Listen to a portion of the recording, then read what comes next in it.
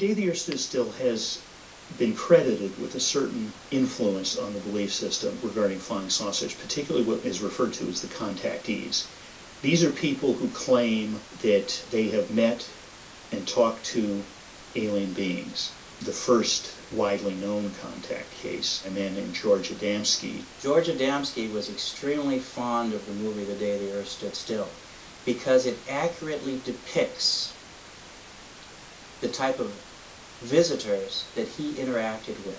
An extraterrestrial coming to Earth and sharing his message with the most intelligent person he can find, the professor, as Adamski liked to be known. You wrote this?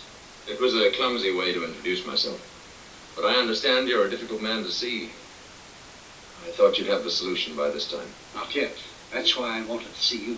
He had a rich history of belief in occupants of the other planets. He did say that the day the Earth stood still is based on fact. In November of 1952, George Adamski heard of these crafts being sighted out past the Palm Springs area, and in this particular circumstance, outside of Desert Center, saw a large cigar-shaped craft flashing in the sky. And there was a great deal of excitement. So they maneuvered closer to the hill and saw one of these scout-shaped craft, a small bell-shaped craft, come down over the top of the hill and settle down behind the ridge. And George went up along the ridge to see if he could get a closer view. And as he came to the top, there was a gentleman standing there. A gentleman from Venus by the name of Orthon. About 5'5", sandy copper hair, with a jumpsuit, like a flight suit on. The drawing is very similar to the clothing Klaatu wears when he leaves the saucer. Motioning to him to come forward. They were here, they told George Adamski, because they were concerned about the nuclear experimentation and the possibility that we were all going to destroy ourselves in an atomic war. This gentleman went back into the ship, and it rose above the hill and ravine and then shot back out into space to join the other craft. And left behind in the desert sand, underneath the footprints of this visitor, was a series of symbols that shows propulsion systems and electromagnetics, engravings in the bottom of the sole. George Adamski compiled information in his photographs. Several photographs. One of them, a photograph of the flying saucer, the scout ship, as he called it, the classic image of what a flying saucer should look like. And he, in correlation with Lord Desmond Leslie, wrote a book called Flying Saucers Have Landed.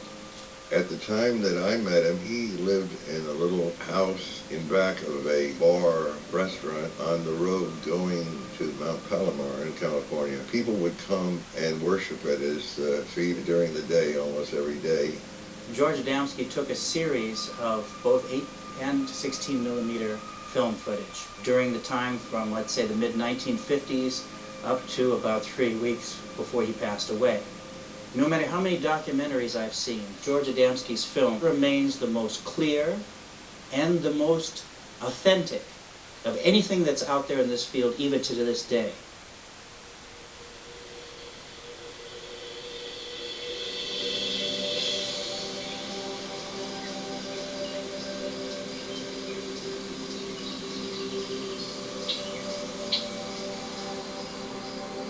One is over Vista in 1961, in which the craft moves over the house very quickly, and you can see it as it moves behind the telephone lines.